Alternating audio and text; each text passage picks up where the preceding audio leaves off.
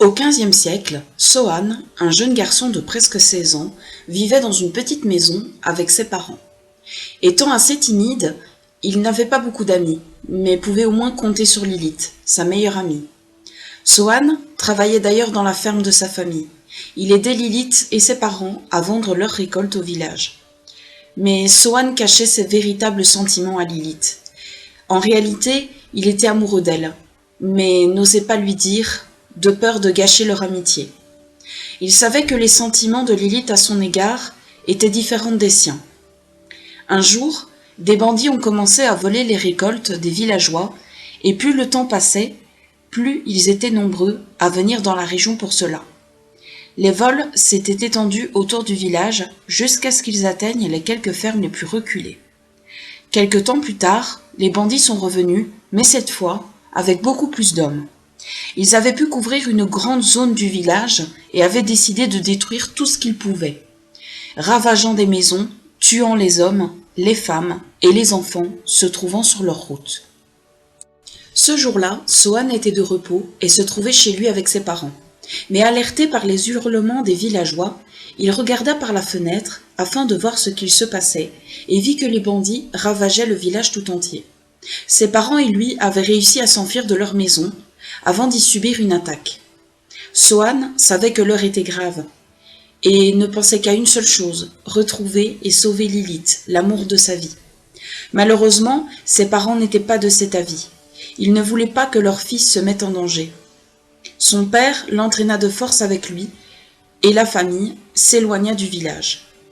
En s'en allant, ils furent témoins de l'attaque de la maison de Lilith. Sohan, retenu par ses parents, assista à la scène et ne put contenir ses larmes. Au fond de lui, il savait que Lilith ne s'en sortirait pas seule contre eux. À cet instant, il savait qu'il ne pourrait jamais lui avouer ses sentiments. La mère de Sohan le prit alors dans ses bras pour le rassurer. Elle se doutait que plus rien ne serait jamais comme avant, après cela. La famille alla se mettre à l'abri le plus loin possible du village.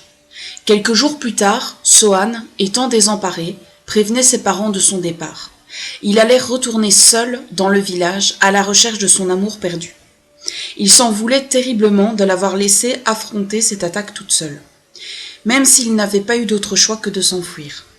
Lorsqu'il arriva dans le village, l'ambiance était différente. Les maisons étaient en cendres et les villageois pleuraient la perte de leurs proches. Mais Sohan n'avait qu'une idée en tête. Il courut vers la ferme de Lilith. En arrivant, il vit les parents de Lilith ainsi que sa petite sœur, Esmée, devant leur maison en cendres. Sohan chercha Lilith du regard, mais ne la voyant pas, il s'avança vers Esmée et la prit dans ses bras. Elle était heureuse de voir qu'il était en vie et lui expliqua que Lilith l'avait caché dans une armoire, dans la maison, mais qu'elle n'avait pas eu le temps de se cacher. Elle l'avait vu se diriger vers la fenêtre et sortir de la maison, mais Lilith n'était jamais revenue. Sohan lâcha précipitamment Esmée et se dirigea vers la forêt. Esmée lui prit le bras et lui demanda de rester avec elle, mais il ne pouvait pas s'y résoudre et continua son chemin. Après plus de 2 heures de marche, il trouva enfin le camp des bandits. Il regarda avec attention et vit la cage dans laquelle gisait le corps sans vie de Lilith. Sohan s'effondra. Il était anéanti, et pour lui sa vie n'avait plus de sens. Il ne savait pas que Lilith était toujours là, mais qu'il ne pouvait ni la voir, ni même l'entendre, sauf si elle le désirait. Lilith se pencha vers lui pour le regarder. Elle n'était pas triste, au contraire, elle se sentait plus épanouie et libre que jamais. Elle chuchota à l'oreille de Sohan « Je suis là, Sohan », tout en rigolant.